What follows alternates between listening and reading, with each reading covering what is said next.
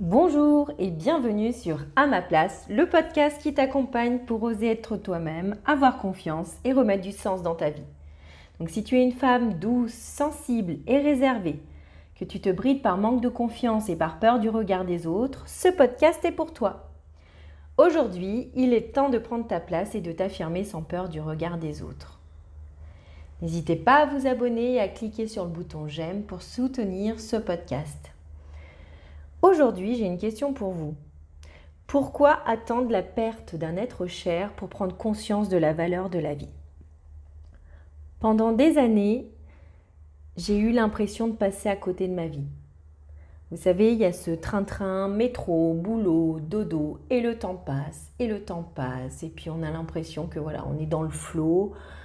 Mais vraiment, quand on se pose, quand il arrive un événement grave, déjà première chose, est-ce qu'on doit attendre qu'il y ait un événement grave, la perte de quelqu'un, d'un être cher, pour justement se dire mince, je passe à côté de ma vie. Donc moi, j'ai une question à vous poser. Si il vous restait quelques jours à vivre, qu'est-ce que vous feriez ? Qu'est-ce que vous aimeriez faire ? Est-ce que vous auriez des regrets ? Quels seraient vos regrets ? La vie est courte, d'accord ? Et je trouve ça dommage de passer à côté de sa vie et de ne pas mettre du sens dans ce qu'on fait. Donc la question que je vous pose aujourd'hui, c'est comment on fait pour remettre du sens dans sa vie ?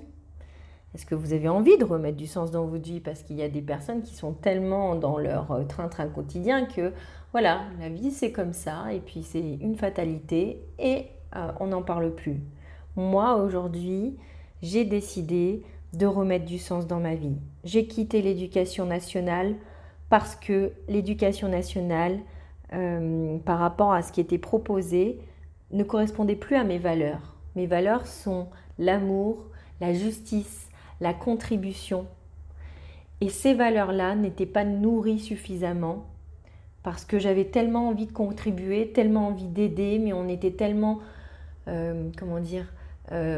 enfermés dans ces programmes que c'était difficile pour moi de m'épanouir.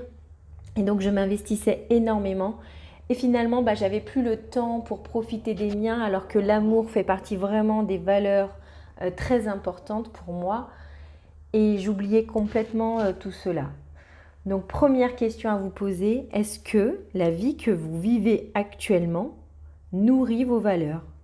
Que ce soit dans votre vie de couple, votre vie de famille ou dans votre vie professionnelle et personnelle, est-ce que vos valeurs sont nourries ?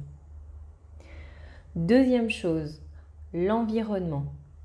Est-ce que vous vivez dans un environnement positif, serein, avec des personnes bienveillantes ? Ça, c'est également un élément vraiment très très important. Est-ce que là où vous vivez, ça vous plaît aussi ? Est-ce que vous vous sentez bien ? Moi, à l'heure actuelle, j'ai décidé de venir vivre à La Réunion. Pourquoi ? Parce que mon père est réunionnais et que j'ai des origines réunionnaises et que je savais très bien que si je ne le faisais pas, je le regretterais un jour. J'avais envie de vivre dans cet environnement, de découvrir la culture et de m'imprégner de tout ça parce que je n'avais pas envie d'avoir de regrets. Donc, troisième chose, la responsabilité. Alors ça, en général, c'est un point qui pique un petit peu, mais ce que vous devez savoir, c'est que on est responsable de les situations dans lesquelles on est. On est responsable de la vie que l'on mène parce que voilà, toutes nos décisions sont de notre responsabilité. C'est un petit peu dur à avaler au départ, parce qu'il y a des fois, on n'a pas envie de se dire que c'est notre faute, parce qu'il y a des choses, des éléments extérieurs qui viennent nous impacter. Mais c'est surtout, qu'est-ce qu'on fait de ces éléments extérieurs ? Comment on réagit face à ces éléments extérieurs ? Quelles décisions on prend face à ces éléments extérieurs ? Donc, la troisième chose, c'est prendre sa responsabilité. Dernière chose, le passage à l'action. Si vous attendez que votre vie change et que voilà, vous ne faites rien, il ne se passera rien. J'aime beaucoup cette citation d'Albert Einstein qui dit que La folie, c'est de faire toujours la même chose et de s'attendre à un résultat différent.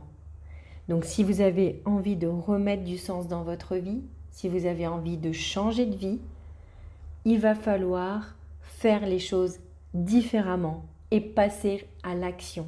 Bien sûr, on ne prend pas les décisions à la légère. Quand j'ai quitté l'éducation nationale, c'était vraiment quelque chose de réfléchi, parce que bien sûr, il y avait la sûreté de l'emploi, mais au final, je me suis posé la question, mais qu'est-ce que je veux vraiment? Est-ce que je veux passer encore des années comme ça à m'épuiser, à m'investir autant sans reconnaissance, à ne pas pouvoir aider comme j'aimerais les enfants à l'école? Et ça a été vraiment l'élément déclencheur. Et puis par la suite, j'ai monté tout un projet professionnel.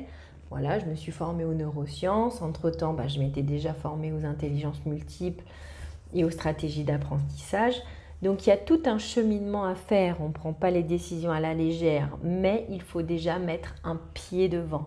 Se dire, bon allez, cette fois-ci, si je veux vraiment changer de vie, qu'est-ce que je dois faire? Comment je vais m'organiser? Mettre en place un plan d'action. Donc voilà, donc pour aujourd'hui, comment remettre du sens dans sa vie? Je vous invite donc à vérifier que vos valeurs sont bien nourries par ce que vous vivez au quotidien, que vous soyez dans un environnement positif et vraiment bienveillant envers vous-même, et que vous preniez vos responsabilités, car rien ne changera, tout part de vous, d'accord? Et ce fameux passage à l'action qui est vraiment très important. Donc voilà pour aujourd'hui, je vous souhaite une très belle journée et n'oubliez pas, nous n'avons qu'une vie et elle est courte.